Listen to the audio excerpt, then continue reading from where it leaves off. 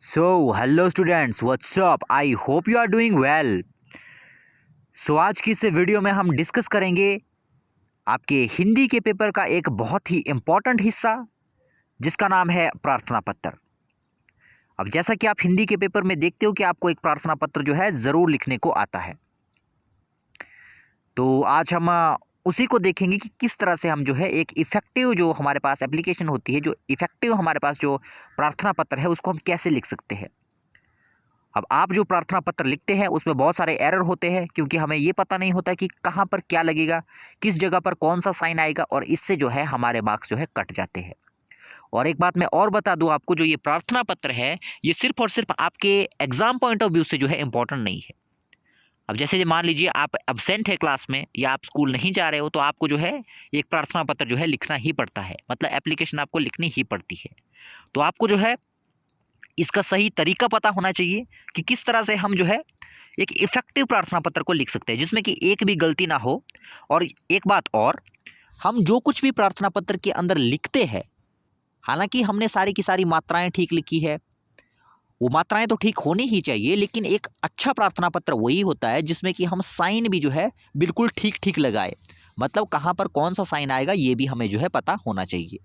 तो इस वीडियो में हम यही सीखेंगे कि कैसे हम जो है एक इफेक्टिव प्रार्थना पत्र को लिख सकते हैं। तो चलिए स्टार्ट करते हैं। सबसे पहले तो आपको यह जानना है कि प्रार्थना पत्र के जो है 3 पार्ट होते हैं। कोई भी हम जो है प्रार्थना पत्र लिख रहे हैं उसके अंदर जो है हमारे पास 3 पार्ट होते हैं, मतलब एक प्रार्थना पत्र के 3 हिस्से होते हैं। अब मान लीजिए आपको जो है 5 मार्क्स का जो है एक प्रार्थना पत्र पेपर में लिखने को आ गया है, तो आप याद रखिएगा कि जो प्रार्थना पत्र होता है वो हमारे 3 पार्ट में डिवाइड हो जाता है, उसको 3 पार्ट में डिवाइड करके रखा जाता है।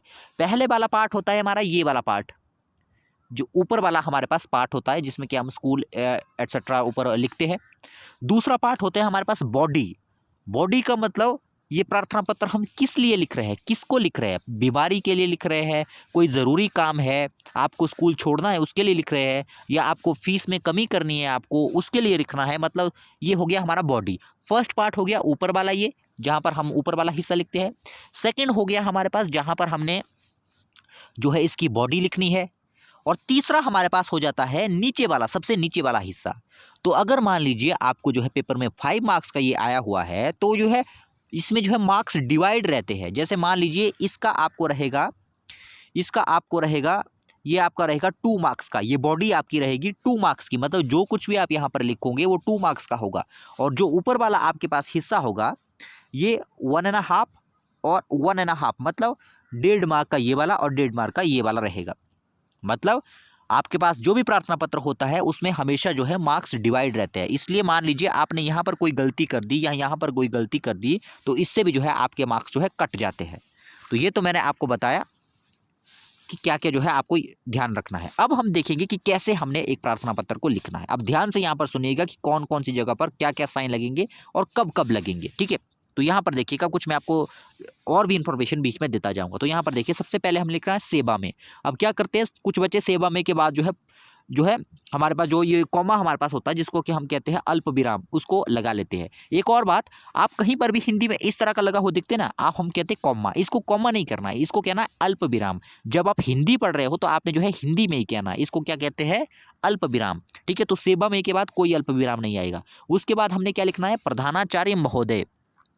अब प्रधानाचार्य महोदय कब होगा, अब जैसे देखिए, अब स्कूल जो है कई तरह के होते हैं, कुछ प्राइमरी स्कूल होते हैं, कुछ हमारे पास जो है माध्यमिक स्कूल होते हैं, कुछ हमारे पास जो है +2 लेवल के स्कूल होते हैं। तो अगर आपका स्कूल जो है 5th क्लास तक है तो यहाँ पर हम क्या लिखेंगे, अगर आपका स्कूल जो है 5th क्लास से लेके 10th क्लास तक है तो यहाँ पर हम क्या लिखेंगे, सेवा में, तो यहाँ पर हम लिखेंगे मुख्य अध्यापक, मुख्य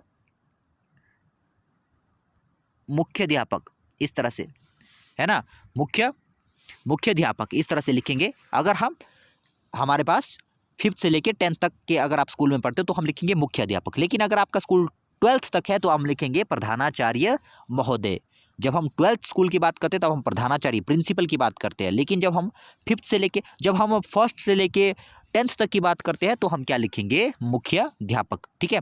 और अगर वहाँ की प्रिंसिपल जो है, अगर वहाँ की मुख्य जो हेड है वहाँ का, वो अगर लड़की है तो यहाँ पर क्या आएगा, मुख्य अध्यापिका, ठीक है, अध्यापक की जगह क्या हो जाएगा फिर अध्यापिका। ठीक है, उसके बाद आपको क्या लगाना है, उसके बाद हमको जो है और अल्प विराम लगाना है। अल्प विराम मतलब कॉमा लगाना है, यहाँ पर नहीं लगाना है, यहाँ पर लगाना है। ठीक है, उसके बाद एक और बात, यहाँ पर देखो, जब भी आप जो है अगर मान लो आप स्कूल से अब्सेंट हो, उस केस में जब आप अपने स्कूल को जो है एप्लीकेशन भेजते हो, तब आप यहाँ पर अपना नाम लिखते हो। लेकिन आपने याद रखना है, जब भी आप पेपर में जो है कोई एप्लीकेशन लिखते हो, तो वहाँ पर कभी भी आपने अपना नाम नहीं लिखना है, या अपने स्कूल का नाम वहाँ पर आपने नहीं लिखना है। आप पेपर में अगर लिख रहे हो तो स्कूल का नाम और अपना नाम नहीं लिखा जाता है। ठीक है, तो वहाँ पर हम क्या लिखेंगे, क ख ग, क ख ग लिखेंगे, या कुछ और लिख सकते हो आप। ठीक है, लेकिन अपने स्कूल का नाम यहाँ पर नहीं लिखना है। ठीक है, जब हम स्कूल का नाम लिखते हैं तो उसके बाद हमने पूर्ण विराम लगा देना है। ठीक है, उसके बाद क्या लगाएंगे हम, पूर्ण विराम यहाँ पर लगा लेंगे हम इसके बाद। ठीक है, उसके बाद क्या करेंगे हम, विषय, उसके बाद लिखा जाता है क्या, विषय। विषय के बाद हमने इस तरह का साइन लगाना है, इस तरह का, ये देखिए। ठीक है, ये हमने लगाना है यहाँ पर विषय के बाद, विषय के बाद ये वाला साइन। अब विषय में हमने ये लिखना है कि हम किसके लिए ये एप्लीकेशन लिख रहे हैं। जैसे मान लीजिए फीस माफी के लिए लिख रहे हैं, आप बीमार है उसके लिए लिख रहे हैं, या आपको कोई ज़रूरी काम है, जैसे मैंने लिखा देखो, फीस माफी के लिए प्रार्थना पत्र, मतलब फीस को माफ़ करना है, फीस में मैं कटौती चाहता हूँ, इसलिए मैं इस एप्लीकेशन को लिख रहा हूँ। ठीक है, और उसके बाद क्या लिखना है, विषय के बाद आपने यहाँ पर देखो, इसके बाद आपने फुल स्टॉप लगा, आपने यहाँ पर पूर्ण विराम लगाना है। ठीक है, क्या लगाना है, पूर्ण विराम। उसके बाद देखो क्या लगाना है, मान्यवर लिखना है आपने, क्या लिखना है, मान्यवर। ठीक है, मान्यवर सभी के लिए जो है सही रहेगा। अब इसको लिखने के अलग अलग तरीके हैं, मान्यवर भी आप जो है मान्यवर भी लिख सकते हो, इसकी जगह आप जो है श्रीमान जी भी लिख सकते हो, इसकी जगह आप जो है श्रीमती जी भी लिख सकते हो, इस तरह से आप कुछ भी लिख सकते हो, लेकिन आपने मान्यवर जो है ठीक रहेगा, आपने मान्यवर लिखना है। मान्यवर के बाद क्या लगाएंगे हम, उसके बाद जो है हम ये जो हमारे पास अल्प विराम है, इसको हम लगाएंगे। ठीक है, तो यहाँ पर देखो, पहले पार्ट में अल्प विराम कहाँ कहाँ लगा, प्रधानाचार्य महोदय या मुख्य अध्यापक के बाद लगेगा। उसके बाद जो राजकीय वरिष्ठ माध्यमिक पाठशाला, या अगर आपका 5th तक है तो क्या आएगा, राजकीय प्राथमिक पाठशाला। अगर 5th तक आपका स्कूल है तो क्या आएगा, प्राथमिक पाठशाला। ठीक है, अगर 10th तक अगर आपका स्कूल है तो यहाँ पर क्या आएगा, माध्यमिक पाठशाला, माध्यमिक। ठीक है, इस तरह से माध्यमिक पाठशाला।